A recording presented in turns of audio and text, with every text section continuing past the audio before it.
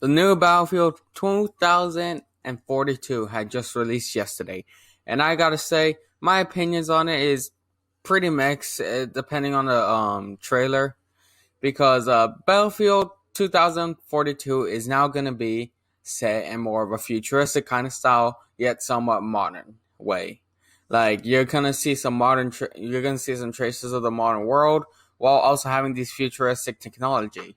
Kind of like what it's kind of like if Modern Warfare was set into the future. Kind of what I mean by that.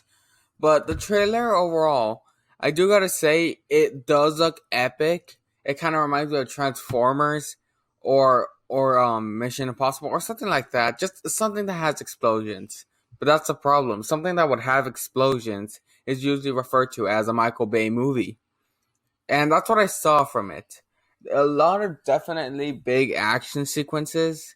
Like we do have that one case where there's like a bunch of guys like searching around like Call of Duty kind of style, and then they get jumped on by a bunch of men. Which first of all, I do not know how you can hide a bunch of men around like such a confined space, but you know what, whatever. And second of all, that's like only like a little bit of portion of it. It's not too bad. I mean, it's not as bad as Battlefield 5 where we saw somebody throw a grenade and shoot a grenade in mid-air, like a small grenade in mid-air that caused a plane to come down. If that doesn't scream Michael Bay, I don't know what does. But this trailer kind of gives me those kinds of vibes. It's not like Battlefield 1 where the game didn't rely heavily. The trailer did not rely heavily on explosions and jump cuts and actions. I mean, jump cuts, yeah, but it didn't rely so much on explosions and actions. Like, you could just see the game and just see what it was. It was just awesome. I don't know the gameplay aspect of Battlefield, but I see some snowmobiles, and I am hoping that they're on. If they're not in the game, then I'm giving it a 0 out of 10. The action, it goes a bit over the top, but it's not as bad. Like I said, it's not as bad as Battlefield 5 or a Michael Bay movie, although they do go over the top sometimes. There are some exceptions, when the pilot jumped out of his jet and shot another jet. Basically did a Renazook. If you guys don't know what a Renazook is, here's a clip from Battlefield 3. Yeah, that's basically what a Renazook is, and it still remains one of the greatest moments in gaming history. So yeah, that happened. So I'm hoping that we will be able to do something like that, especially in this new game, set in the futuristic kind of era. And I'm hoping to get my first Renazook ever, but at the same time, that's probably not going to be possible, especially since everybody since saw that video, and we'll probably learn the lesson to never track down a pilot, especially one with a rocket sticking out. There is this one scene that has really been bothering me. Like, ever since I saw the trailer, the scene just keeps creeping up in my dreams. Like, I just don't understand it. So basically, it's where this helicopter flies over. There's one man in the helicopter, which is already a bad sign. And there's like a dozen people on top of a roof, which I do not understand. Why is there so many people on top of the roof of a building? But you know what? I'm simply just nitpicking there. What's not nitpicking is the guy in the helicopter starts shooting at everyone, and of course killing everyone, but he misses a couple shots on one guy who jumps into a Jeep. Let me rephrase that. A vehicle on top of a building. They somehow got that vehicle inside the building. I don't even know how they're able to manage that. Like, they just carry the thing on. They just carry the thing on the stairs because that thing will definitely not fit in the elevator. Either way. So the guy drives it off. He jumps out in time. Like I said, how? He jumps out in time right as the Jeep launches off from the platform and goes straight towards the helicopter. And here's the thing. The guy in the helicopter knew it was going to happen. He had time to move the helicopter away. It wasn't like the helicopter was just going to stay up. Like, it wasn't like stationary, like a mounted gun. It could just move away, I believe. I'm not a pilot, but I feel like that could have happened. I feel like that should have happened, really. But instead, the guy's like fumbling around, like trying to get rid of his seatbelt to do I don't know what. Is he gonna jump off, fly into the air like Superman? Like, oh, you thought you got me? Well, you're mistakenly wrong. As you see, my guns weren't on that helicopter. They were right here, as he points at his biceps, and it just blows up the entire building like he does in Man of Steel. But either way, it was like a very silly thing. The guy stays in the helicopter somehow, or for some reason, he stays in the helicopter. So the guy starts spinning. So of course the helicopter starts spinning around because that's what all helicopters do in movies or games these days. They just explode.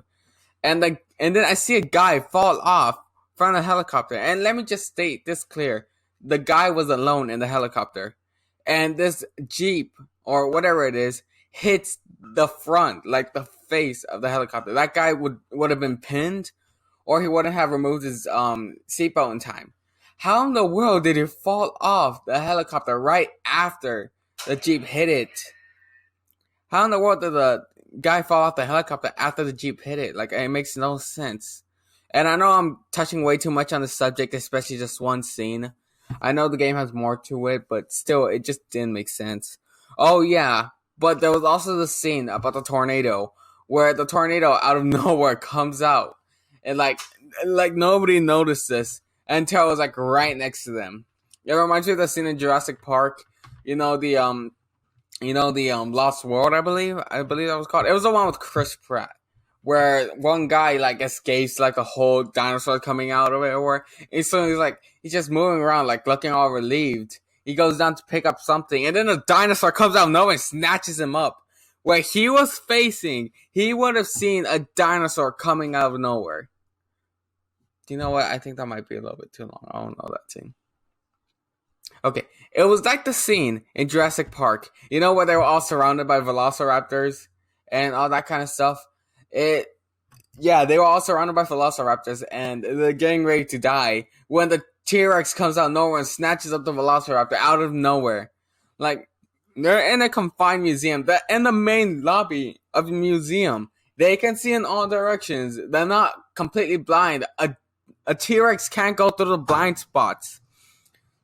And I don't even know how big the entrances are to the Jurassic Park. But then again, we did have that one scene where there was like a huge cliff that came out of nowhere. So, yeah, I know I'm kind of nitpicking here at this point, but no, I'm not nitpicking actually. In fact, this is like something I have a problem with the trailer. It looks like a Michael Bay movie. I completely contradicted myself. Oh my god. The thing looks like a Michael Bay movie. But it is really cool, and I do give the Rendazook part a pass because it is honestly in its Battlefield history.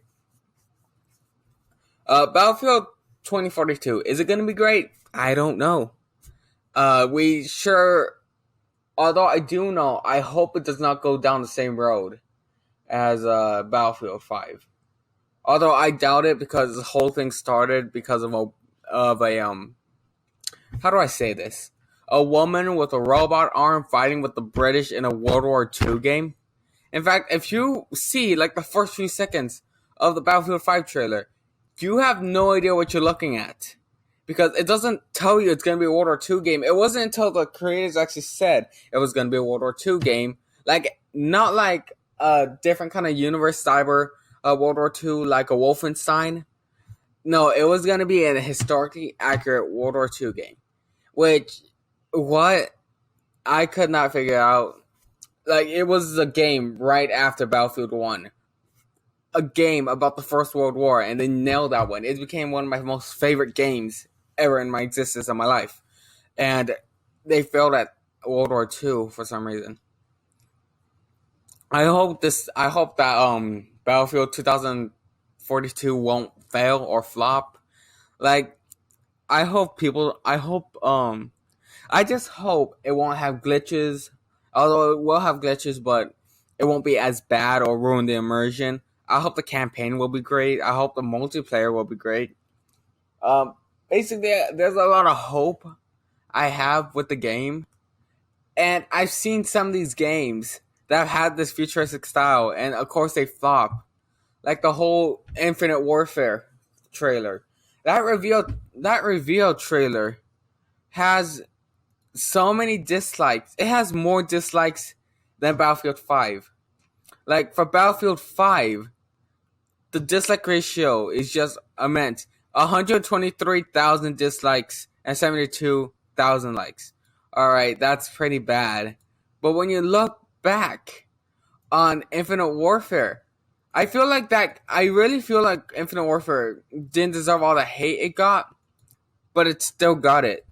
Either way, this was just a video about my opinion on Battlefield 2042.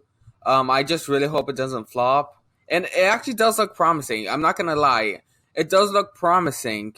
However, the trailer still kind of looks like a Michael Bay movie. So yeah, I don't know how this game's gonna turn out. I just hope we have snowmobiles.